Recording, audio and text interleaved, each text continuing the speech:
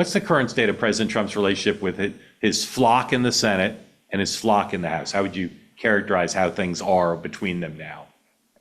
I got to say, I had expected by this time in Trump's second term that his relationship with Hill Republicans would start to fray. Obviously, when he won re-election, there was this sort of gust of goodwill. We knew that he was more powerful when he came back than he was when he left.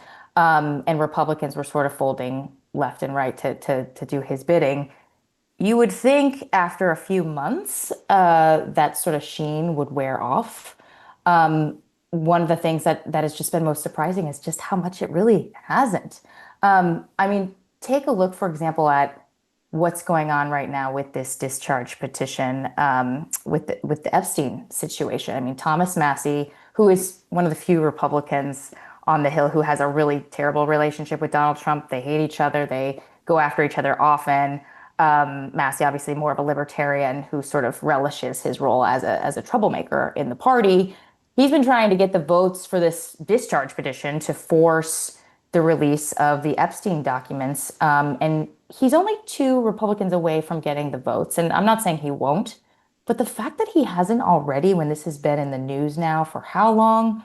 We've had, survivors come forward just yesterday telling their stories and sort of begging lawmakers to sign on to this. And yet you have a lot of Republicans who just a couple of weeks ago were saying, of course, we need to release the Epstein files. They haven't done it. And the reason they haven't sort of signed on is because of Trump himself, the White House sort of reaching out, asking them not to do this, perhaps paying lip service to this notion that they want transparency as well, which you can question, of course. But the fact that they're not there yet with the numbers and quickly they're lickety split is a surprise to me. I wouldn't think that by now. And this is especially, interesting given what we've seen the president do recently that totally goes against GOP orthodoxy. Think about, the chip manufacturer, was it Intel, right? The 10%, government will have 10% of a private corporation. They're going to nationalize part of it. This goes against Republican orthodoxy in every way, and yet you don't hear a peep about it. Yeah.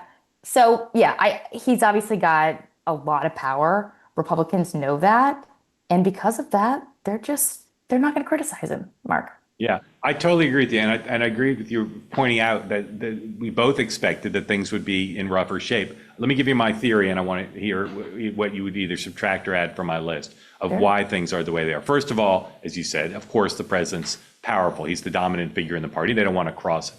Number two, I think this staff at the White House, who's in charge of dealing with the Hill, I think they're very attentive from what I hear. You've seen past White Houses where they're not contacting them. They're not in touch. They're not coordinating. I think there's a lot of coordination.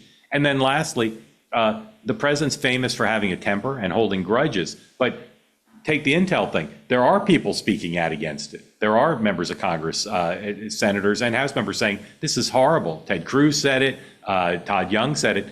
But the White House doesn't slap at them. They pick their fights. And as long as they're not going to stop the president from getting his way, they're in fact willing to let members say stuff. The Biden White House wouldn't have stood for it. They'd call those senators and they'd rip into them. This White House is like, go ahead, vent. You don't like it, that's fine. But they pick their battles. What do you think of my list?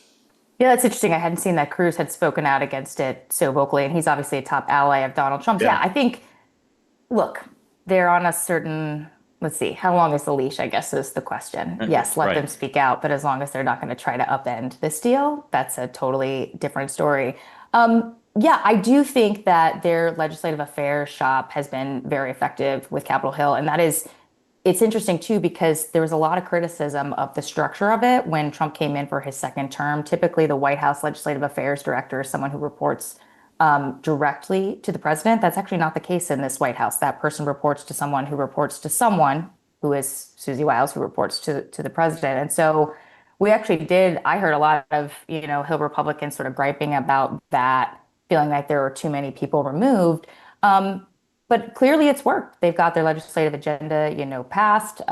Nobody's a huge threat up there on Capitol Hill. And it obviously helps that Trump himself just picks up the phone and calls these members. I mean, late at night between like 10 p.m. and 1 a.m., he's talking to lawmakers all the time. He has people in different factions that he goes to sort of get a sense of, where are the moderates? Where are Right.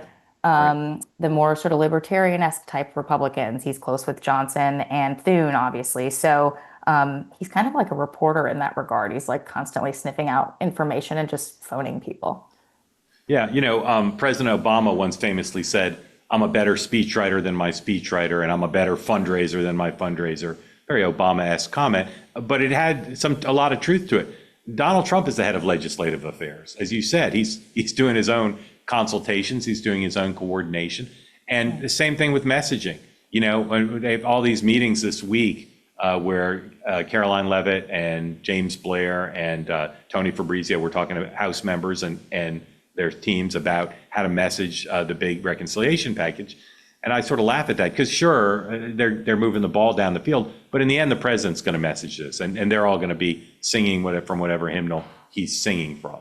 Yeah, I think that's right. And obviously, their recommendation in this meeting was like, don't call it a big, beautiful bill anymore, which was everybody called it that because that's what the president called it. And now he's saying, let's call it the Working Families Tax Credit or Tax Cut and Jobs Act. And that's what people are going to start calling it. So. Yeah, we talk all the time about Lisa Murkowski in the Senate and Susan Collins in the Senate and Mitch McConnell, maybe Tom Tillis, those four. Are there other Republican senators, just focused on the Senate fight for a second, who are restive now, who you think may decide in the end of this year or beginning of next year before the midterms, whether they're up for re-election or not, to put more distance between themselves and the president, or is it still just that small group? It's a good question. One person we're watching closely, especially this week with all the drama over at the CDC and with RFK, is Cassidy, Senator Cassidy Yeah. from Louisiana. He's up for re-election. He's somebody who voted to impeach the president the second time around after January 6th.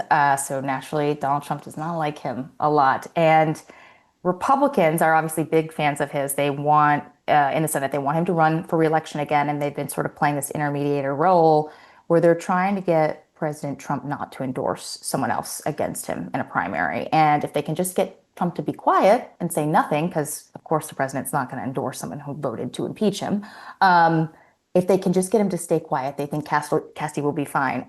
Cassidy, though, just watching him and knowing him and his background, there's a lot of things happening in the administration that he doesn't like. And right now you can see him sort of very gently issuing some criticism here and there, but he's not going full bore. Yeah. Does that change if he decides not to run for re-election? I would not be surprised. I mean, if you just look at the actions of Tom Tillis, who after he decided, you know what, screw it, I'm not running again. I don't want to deal with this pressure from President Trump. He's become, a pretty vocal critic himself. So Cassidy's somebody else I would, keep an eye on. As far as we know, he wants to run again, and he's hoping to sort of smooth things over with the president, even if it just means, getting him to say nothing. But again, that calculus could change. And once members decide they're not running again, obviously the muzzle comes off and they start to speak more candidly. Yeah, he does seem like he wants to run again to me, and from his public statements, Right. and therefore, as you say, his conduct could be different. One more about the Republicans, and I want to ask you about the Democrats. John Thune, I covered him when he first ran for the Senate, and I have a decent sense of his personality. You know him better. Is he, unlike Mitch McConnell, who is constantly publicly and more frequently privately at odds with the president, substantively and often kind of attitudinally, is Thune just made peace with this? He doesn't seem to be too flustered by the president when it's clear that he doesn't like what he's doing. He just kind of rolls with it. Is that a constant state for him, or is this a struggle? Look, I think he learned from Mitch McConnell's very adversarial relationship with Donald Trump. I mean, Mitch McConnell wouldn't come out and criticize Trump all the time when they were, leading together, but privately he would push back on him. And like the president definitely got a sense that McConnell thought he was either stupid or didn't know what he was talking about, and the president didn't like that. And then, of course, after January 6th, they had that huge fracture in the relationship. McConnell was very vocal in saying Trump incited, an insurrection.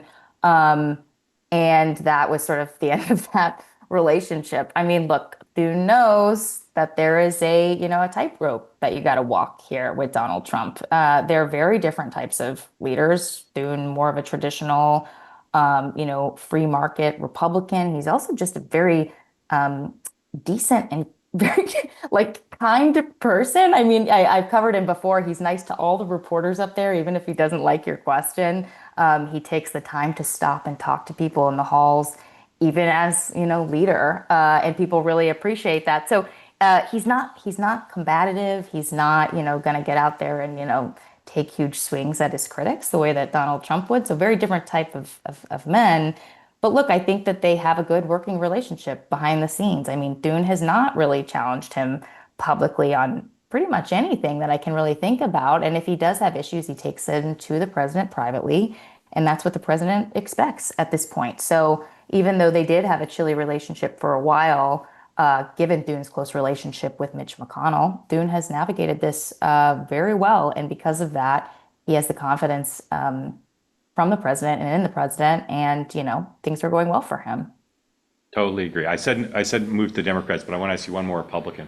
Is there any cabinet member or White House official who is rubbing the Hill the wrong way, where they're feeling that they don't get the respect they deserve, or they have big disagreements? Obviously, Bobby Kennedy with some of the later stuff has raised questions, Yeah. but anyone besides him, what I'm finding and talking to members is they mostly get along pretty well, that the normal kind of tensions don't exist for the most part. I'm wondering if you know of any exceptions to that. Yeah, I think you're right. Kennedy is definitely probably the one they feel pokes them in the eye most frequently. Um, I have heard a lot of concern about Hegseth over the past, first 6 to 8 months Yeah, of this administration. But I think there is an understanding that he's not going anywhere. And so what's the point in right. squawking? You just have to sort of put up with it. Yep. But those are probably the two I hear the most about. Okay. This is a topic I haven't seen anywhere, but maybe someone's written like a whole book about it and I just missed it. But I'm curious what you think. If you talk to political strategists or donors in both parties when they're thinking about the presidential, there's sort of a general view of governors are better than senators. They're more likely to win. They've got leadership credentials, et cetera. And yet the Democratic Party, since Bill Clinton, has nominated people who've been senators and not governors, right? Al Gore, John Kerry, Barack Obama, Hillary Clinton, Joe Biden. They haven't nominated someone who's been governor now, since 96 and for the first time 92. That's a long time. Most of the people who get buzzed about now as presidential candidates for the party are governors, right? Yeah, right. Definitely. Or somebody like Pete Buttigieg, who's been neither a senator nor a governor, but not a governor, or not a senator rather. Amongst the senators, are there people who you think are gearing up to run? Cory Booker, Amy Klobuchar. Are there senators who are talking about it that you hear that people should be paying more attention to, given the party's history of nominating senators? Yeah, I definitely think one name you didn't mention, Chris Murphy. Yeah. He seems to be stepping into the spotlight in a new sort of more antagonistic way against Donald Trump that we have seen in the past. Not to say he was ever a Trump supporter, obviously he's not, but I feel like he has been leaning in more than I've seen him lean in the past, and seems to be putting himself out there and building a profile in that regard. So I would watch Chris Murphy of Connecticut. Klobuchar, Yeah. yes, of course. I mean, ran before. A lot of people think she will run again. I mean, my question on that is like, what's the difference between then and now? Like, if you were not successful back when, what makes you think the environment is different now that sort of people are going to be buying Well, what you're selling more? Mm-hmm. all right. Well, let me follow up on Sure, this of too. course. Start Yeah. start with Klobuchar. She and Pete Buttigieg did something I don't believe has ever happened in the modern era. They got out of the race when they had money in the bank, and they still had a chance to win. And I believe they got out in a story, I've said this before, never really been told, that Barack Obama said, if you guys don't get out, Bernie Sanders will be the nominee. You need to get out. So I don't know that she necessarily failed. She had some success. And Interesting. a lot of times people learn. Most campaigns, as you know, they end because there's no money. She had money. She wasn't broke. She just didn't have an obvious path that wouldn't get Bernie Sanders the nomination. So I'm surprised there's not more talk about her. Chris Murphy, and again, I got nothing against the guy. For all I know, he'll be the next president. I don't get the focus on him. I get that he's willing to be on TV a lot, He should have his own MSNBC show, given how often He's on Twitter and online quite a bit too. Yeah. Yeah. But what are the strengths of a Chris Murphy for president campaign, except that he seems interested in it? Like, can he raise a lot of money? Nobody knows who he is. They're good questions.